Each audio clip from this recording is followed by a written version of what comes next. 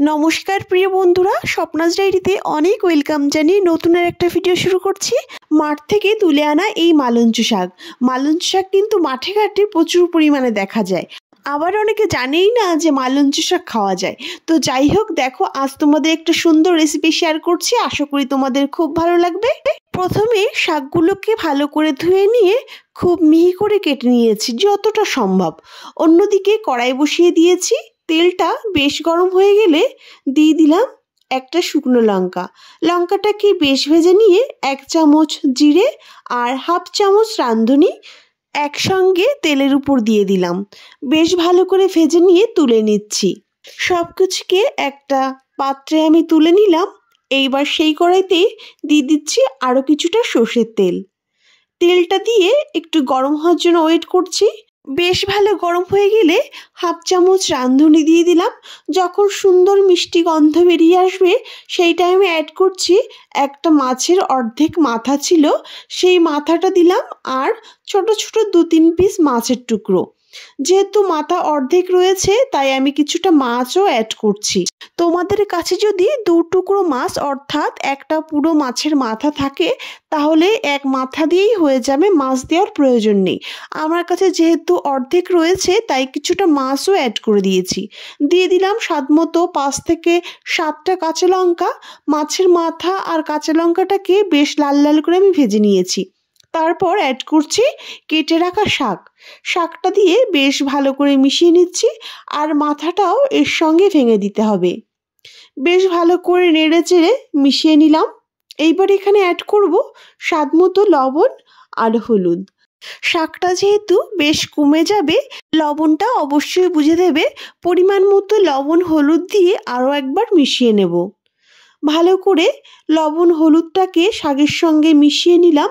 এই টাইমে ফ্লেমটাকে লো টু মিডিয়ামে রেখে একটা ঢাকনি দিয়ে ঢেকে দেব 2 থেকে 3 মিনিটের জন্য। তারপর 2-3 মিনিট পর ঢাকনি তুলে নেব।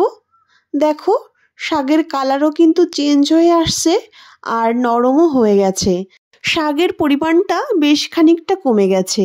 আরও একবার মিশিয়ে নিচ্ছি যাতে নিচে লেগে না যায়। ভালো করে মিশিয়ে নিলাম আর শাকটাকে খোলা অবস্থায় আরও 2 মিনিট ধরে নেড়ে চেড়ে বেশ ভালো করে ভেজে নেব। ভাজাটা যদি ভালো হয় না, টেস্টটাও অনেকটা বেড়ে যায়। তো অন্যদিকে দেখো একটা বাটি নিয়েছি, বাটিতে 1.5 চামচ মতো চালের গুঁড়ি অ্যাড করেছি আর দিয়ে দিচ্ছি কিছুটা গরম জল। এখানে তোমরা বাটা চালের গুঁড়িও দিতে পারো, চালটাকে ভিজিয়ে মানে আতপ চালটাকে ভিজিয়ে বেটেও দিতে পারো।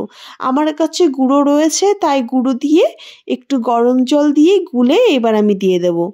এদিকে শাকটাও কিন্তু দেখো বেশ ভাজা হয়ে গেছে। আরও একবার নেড়ে চেড়ে এইবার আমি দিয়ে দেব গুলে রাখা চালের গুঁড়ি দিয়ে দিচ্ছি। এখানে যে যেমন ঘনত্ব রাখতে চাইছো সেই হিসেবেই জলটা দেবে। দেখো বাটি থেকে যেটুকু আমি দিয়েছিলাম তারপরেও একটু চালের গুঁড়ি পড়ে আছে, তার সঙ্গে আর একটু জল গুলে আমি আবারও দিয়ে দিলাম। যেহেতু চালের গুঁড়ি দেওয়ার সঙ্গে সঙ্গেই শুকিয়ে আসে তাই আর একটু জলের দরকার ছিল। এই সময় ফ্লেমটাকে লো টু মিডিয়ামে রেখে অনবরত নেড়ে চেড়ে বেশ ভালো করে জ্বালিয়ে নিতে হবে। এইভাবে 2 থেকে 3 মিনিট ধরে নেড়ে চেড়ে ভালো করে জ্বালিয়ে নেব। তোমাদেরকে 1 মিনিট পর দেখাচ্ছি, বেশ দেখো শুকিয়ে আসছে। এই টাইমে অ্যাড করব ভেজে রাখা মশলাটা। যে জিরে রাঁধুনি আর শুকনো লঙ্কাটা আমি বেটে রেখেছি সেই বেটে রাখা মশলাটা অ্যাড করছি। আমাদের ঘন্ট কিন্তু প্রায় লাস্টের দিকে, এই মশলাটা শেষের দিকেই অ্যাড করবে। দেখো প্রায় শুকিয়ে আসছে। মশলাটাকে বেশ ভালো করে মিশিয়ে নিলাম। ভালো করে মিশিয়ে 1 মিনিট ধরে একটু নেড়ে চেড়ে নামিয়ে নেব। বেশি শুকিয়ে ফেললে কিন্তু আবার ভালো লাগে না। তো এই অবস্থাতেই আমি এবার নামিয়ে নিচ্ছি। ঘন্ট আমাদের পুরোপুরি রেডি। তো এইরকম ঘন্ট কিন্তু খেতে খুব ভালো লাগে। গরম গরম ভাতের সঙ্গে এইরকম মালঞ্চ শাকের ঘন্ট এত ভালো লাগে তা বলার নয়। আমাদের বাড়ির সবাই কিন্তু এই ঘন্টটা খুবই পছন্দ করে। তো বন্ধুরা, তোমাদের কেমন লেগেছে রেসিপিটা প্লিজ কমেন্ট করতে ভুলো না। আর আমার ভিডিও ভালো লাগলে প্লিজ আমার চ্যানেলটি সাবস্ক্রাইব করে আমার পাশে থেকো। অনেক ধন্যবাদ সবাইকে। আজকের ভিডিওটি এই পর্যন্তই।